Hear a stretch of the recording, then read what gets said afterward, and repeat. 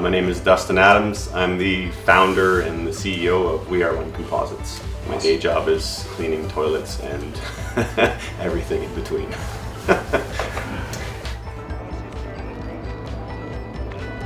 My entire life has been spent in Kamloops, aside from a 2-year stint that we moved to Squamish, like my hometown. I love this place, and I couldn't see myself living or growing a company anywhere else around mountain biking. Started out as a kid in sport. My dad thought I was going to go to the NHL like any good Canadian kid, and hockey was my first initial passion. Found out pretty quick that team sports weren't for me, and my coach at the time, Henry Perrell, and his son Tony were into mountain biking in the summer, and I think I was 13. I kind of learned about biking and got a bike that summer. Went to a couple local races and learned that there was no limitations on how hard I could push myself to succeed, and fell in love with the individuality of the sport and how there was limitless possibilities. So started when I was 14, and I've been riding ever since. It taught me a lot about how relationships need to be formed and how to interact with people and get people to kind of come and feed off of your energy, and you could really help others see their potential as well. So it was definitely a good part of my life, and I look back at that and thankful for what I got to see and achieve. And then in 2003 I was hit by a car. So yeah, after my injury and when I decided to retire in 2004, that was the most challenging time in my entire life. It's I think something that all athletes have to deal with, is finding who you are. Your identity is so mixed up in what you do on the daily basis as an athlete, and how you're perceived out in the real world, and who looks up to you, and you've got these people around you that are cheering you on, and they're in your corner, and then the very next day that disappears, and you're left literally dropped off the face of the planet. I went through a big battle of depression, was suicidal. It was really bad. Ended up getting a great psychologist to help me through it. I found out that I was more than just a mountain bike racer. I had to find new interests and a new driver that I could sink my teeth into, and business kind of filled that void for me. It was much to the same degree of racing when I started. There was no limitation on success. It was all based on what you were willing to put in, and that's what you were going to get out. So it was such a perfect fit, and I'm glad I found that for sure. I originally thought I was going to go in and get a trade. Carpentry was my avenue, and I was on the job site, and I saw these guys installing stone countertops. Struck up a conversation with them, and was kind of interested in what they were doing. It was kind of a finer detail piece of work. Turned out there was nobody in Kamloops at the time that was doing it, so I kind of saw them a few times on a few of the houses we were building, and kind of drew up a business plan around the fact that there was a lot of demand and zero supply in Kamloops at the time. So I took a $14,000 loan from the Business Development Bank and started my countertop business, and learned everything on my own.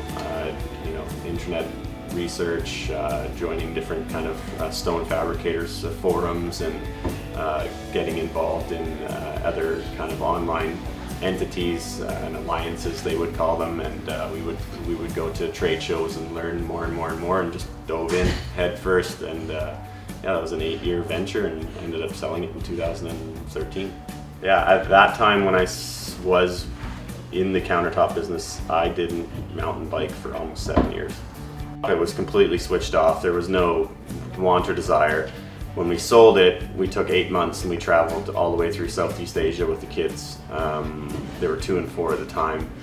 And on that venture and that journey, that's what I needed to kind of rekindle the fire for biking. I just said, I don't know why I'm not following my true passion, and I'm just keep on like shelving it to the side. I says I think I really got to take a run at this again, because I don't give myself a fair shake, and I feel like I'm going to have big regrets if I don't attempt something. I was spending my time in Squamish, riding in the local area, getting more involved with Sorka and coming up to Whistler and to Borka and stuff like that, and trying to make inroads and meeting people. Met the guys at One Up, John Staples and those guys, and they were great. And talked to Sean Crookshanks, learned all about fluid function and where he's at, and kind of rekindled some old relationships and started trying to work my network. And out of nowhere, a customer from my countertop days was a partner in Noble Wheels, and he had posted on Facebook that they were looking for a operations manager. So I had no idea who Noble Wheels was at the time or what they were about, but I reached out to Ryan and I said, "What's this all about?" and tell me more. So I was about a year into our stint in Squamish when I found that was my next position. It was interesting. It was good. It was like it was a fresh start. I felt really good about it. We had this new product where I felt like it was interesting. I didn't at the time even know that carbon wheels were a thing, as carbon fiber was just coming in for bikes at the time. And from my knowledge, like in 13 when I got back, I was like, oh wow, carbon is really making a move into bicycle frames. And then I found out about wheels. But yeah, it was neat. We spent some time in Asia at the factory, learning about supply chains and kind of how the real bike industry runs.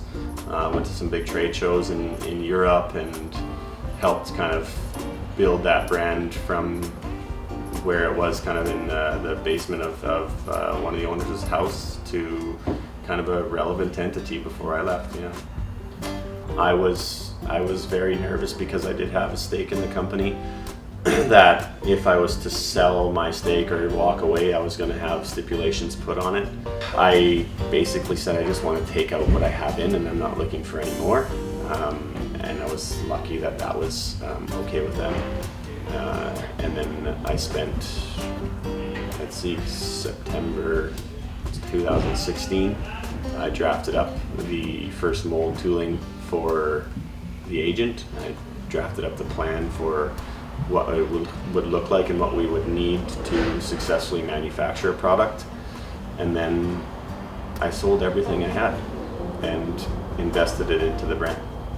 I leased a Haas mill, which we still have today.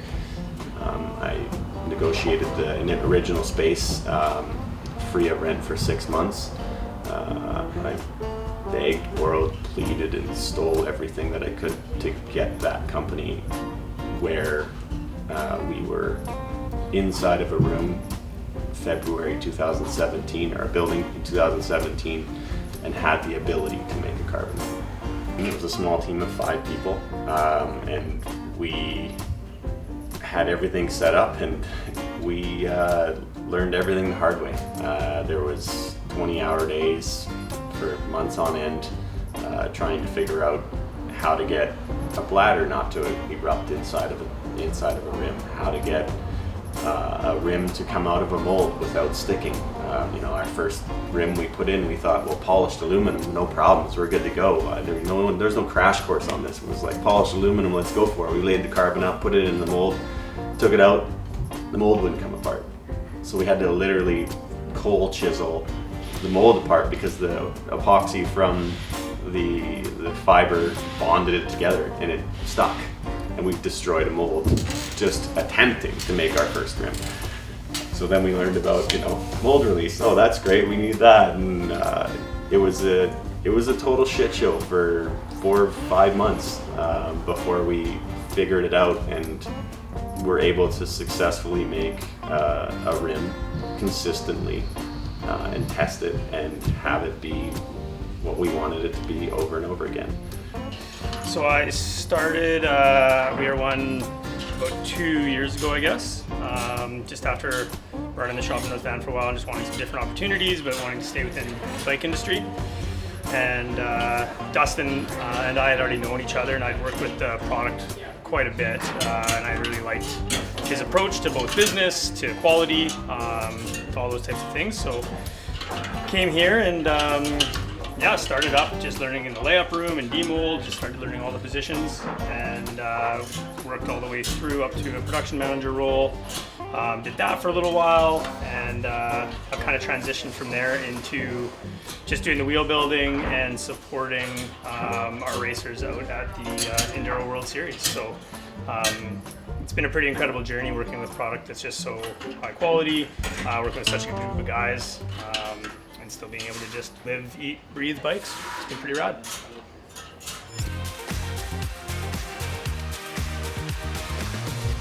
I get to show my baby to everybody.